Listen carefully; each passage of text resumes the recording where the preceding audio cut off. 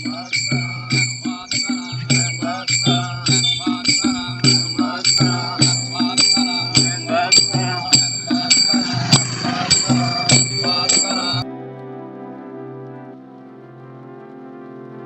मित्रों, फिर एक बार स्वागत है आपका हमारे YouTube चैनल पर। गांव का वीडियो पार्ट 2। यह है हमारे गांव का ग्राम पंचायत कार्यालय। आज के दिन वैक्सीनेशन का दिन था। आप देख सकते हो कितने शिस्तबद्ध तरीके से गांव के लोग लाइन में लग चुके हैं। आम्ही तर लस घेण्यासाठी आलो आहे। पहिली लस आली गावडा ग्रामपंचायतमध्ये, तर आम्ही आलो लस घेण्यासाठी आणि सकाळी मला येणार आहे 10 वाजेला, तेव्हा आमचा नंबर लागेल। धन्यवाद।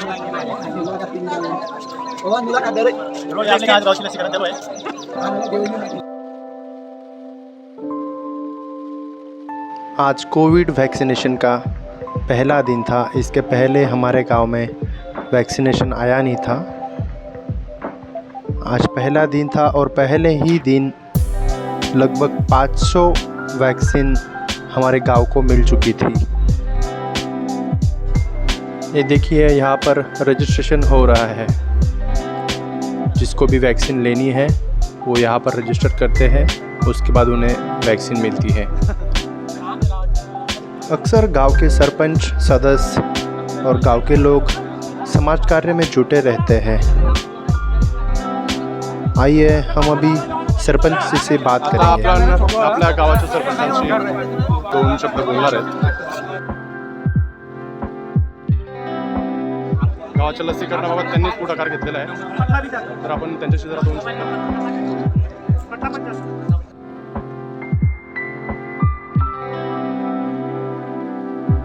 काका, आपण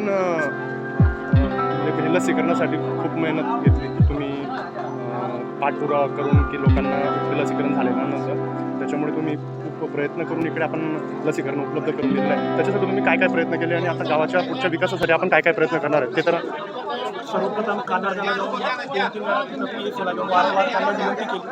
नंतर जळगावला MOP ऑफिसला जाऊन त्यांना विनंती केली, पत्रव्यवहार केले, ग्रामपंचायतचे लेटर हेडवर त्यांना आपण हे जे गोरगरीब आहे, जे जाऊ शकत नाही किंवा जे विकलांग आहे, वयस्कर या लोकांना विशेष प्रयत्न करून त्यांना आपण समजून सांगितलं आणि त्यांनी आपल्याला बऱ्यापैकी जवळजवळ 300 ते 400 डोसेस उपलब्ध करून दिले। अरे वा, आपण बघतोय बाकीच्या ग्रामपंचायतमध्ये फक्त 70, 75, 80 अशा लसीस उपलब्ध होत आहेत, तर तुम्ही खूप चांगल्या पद्धतीने पाठपुरावा केलेला। कायम बोलत असतो की मला लेट आहे पण थोडं जास्त डोस आहे।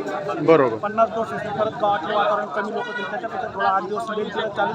200, 300, 400 असे डोस उपलब्ध करून त्यांनी आपल्या विनंतीला मान दिला आणि त्याबद्दल त्यांनी सहकार्य केलं। आपल्याला जवळजवळ 300-400 डोसेस आपल्याला अरे वा, 500 पर्यंत पण मिळू शकतात। म्हणजे जवळपास पूर्ण म्हणजे 70% गाव आपलं कव्हर होऊ शकतं।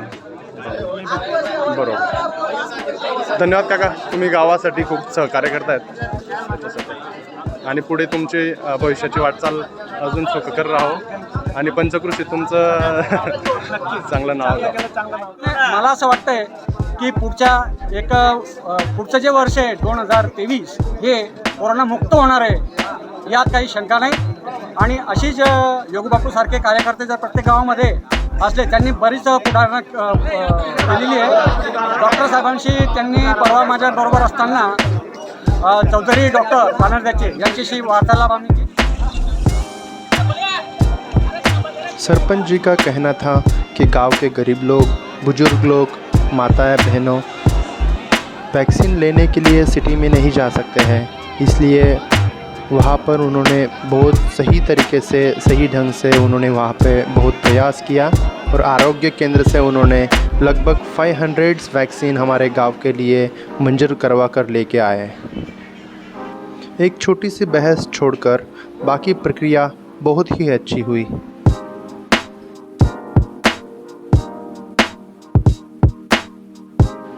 यह है हमारे गांव की एक दूध डेयरी। हमारे गांव से बहुत ही दूध सिटी में जाता है। हर एक घर में गाय भैंस होने के कारण बहुत सारा दूध निकलता है।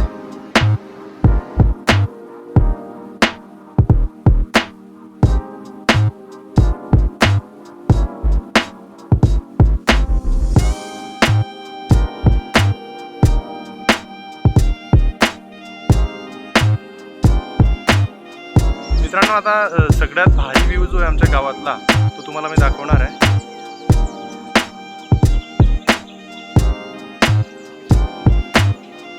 ये है गिरनार नदी. ये है हमारे गांव का सबसे सुंदर व्यू. ब्यूटीफुल, नेचुरल, शुद्ध हवा, शुद्ध ऑक्सीजन.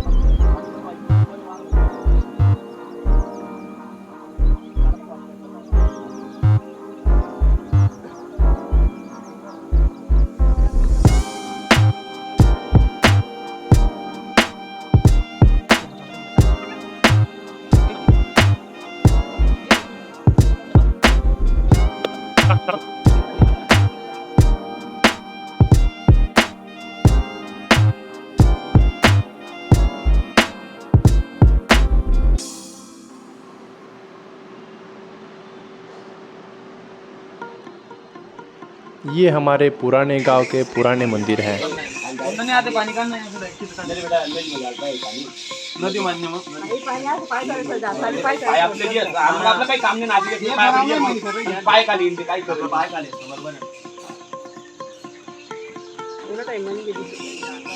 आवडलं का काम? अरे भारी आहे.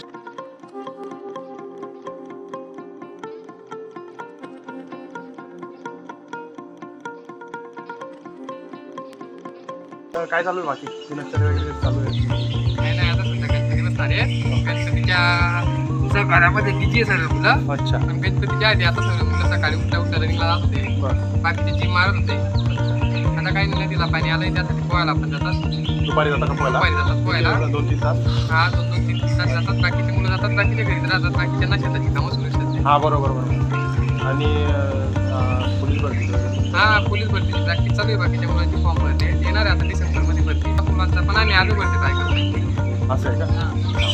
कोणी आर्मी भरती कोणी? हा बाकीचे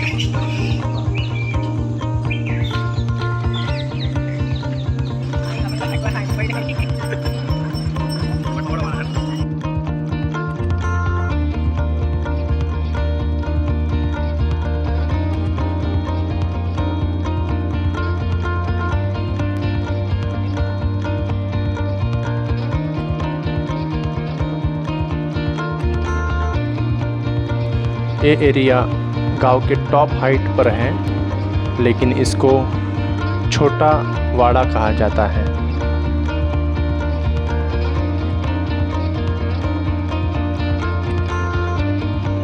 तेवढा जात आहे का? काय काम केली? असं आहे का? अरे वा.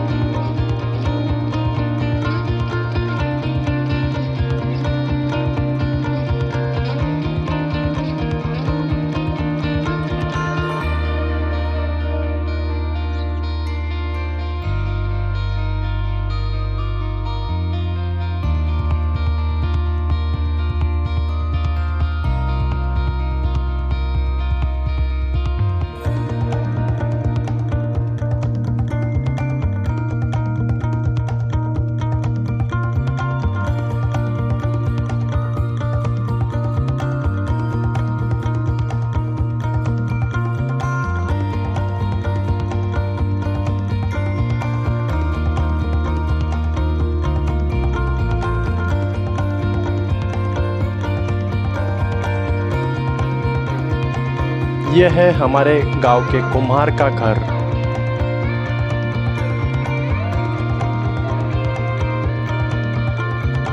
दिवाली के दिन हम यहाँ पर ही दिए लेने आते हैं. ये जो दीवार है हमारे पुराने घरों की है. इसकी चौड़ाई लगभग 4.5 से 5 फुट की रहती थी. पहले के ज़माने में डकैत चोर बहुत आते थे, इस वजह से ये बहुत ही स्ट्रॉन्ग बनाई रहती थी.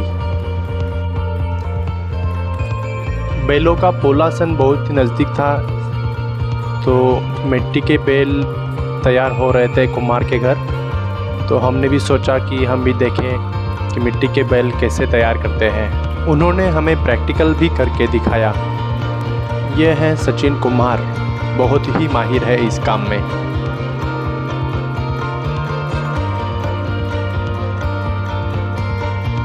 ये है हमारा पुराना घर. ये जो है बैक साइड है, इसकी लंबाई लगभग 300 मीटर की है. ये पूरा घर इंटरकनेक्टेड था पहले। अभी सारी फैमिली सेपरेट होने के कारण बीच में जो डोर रहते थे वो अभी बंद कर दिए गए हैं। लेकिन जब त्यौहार रहता है दीपावली के टाइम, तब वो डोर खोले जाते हैं। ये है हमारे गांव के फॉरेनर।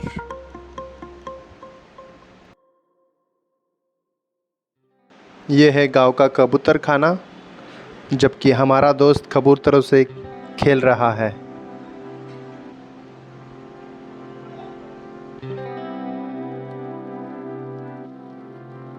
यह है हमारे पुराने घर की सामने वाली साइड। हे आमच्या गावाचे बाहुबली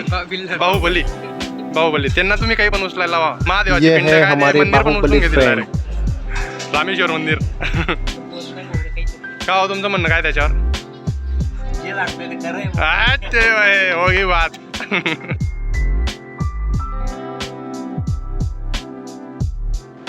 ये है हमारे पुराने घर की सामने वाली साइड।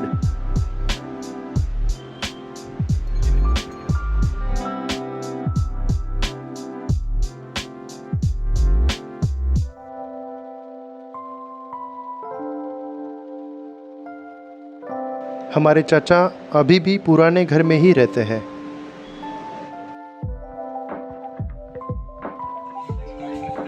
ये किसानी काम धान्य खराब गांव नको में व्हायला पाहिजे चलता ही त्याच्यामुळे रहता है। धान्य खराब नको व्हायला।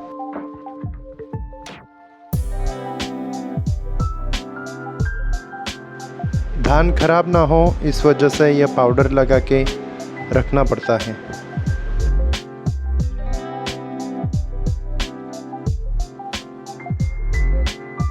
जिस घर में अंकल खड़े हैं वो हमारे देवी का घर है, श्री भवानी माता। और यह है देवों का घर, श्री मुंजोबा।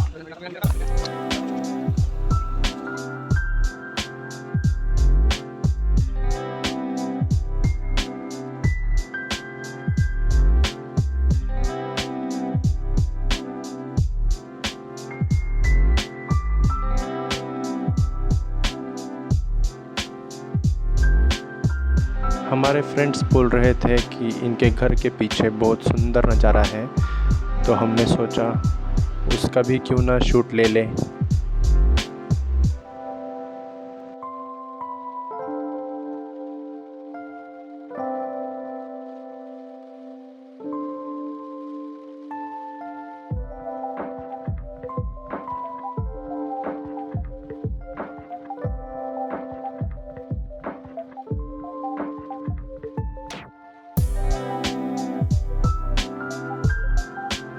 यह है और एक भवानी माता मंदिर।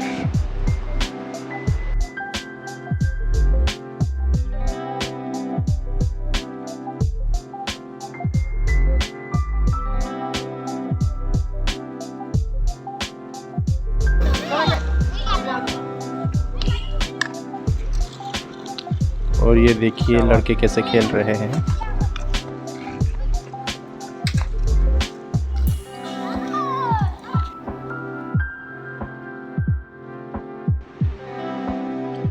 ये है हमारे गांव की स्कूल, जिला परिषद प्राथमिक विद्या मंदिर। नहीं नको जाऊ। कोरोना की वजह से सब कुछ बंद ही था। कोई छात्र वगैरह भी नहीं आए थे।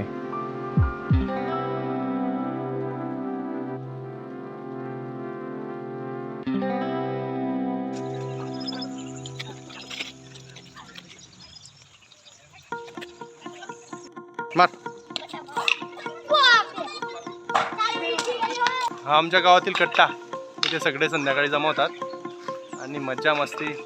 हे आमचे हिंदू महाकाल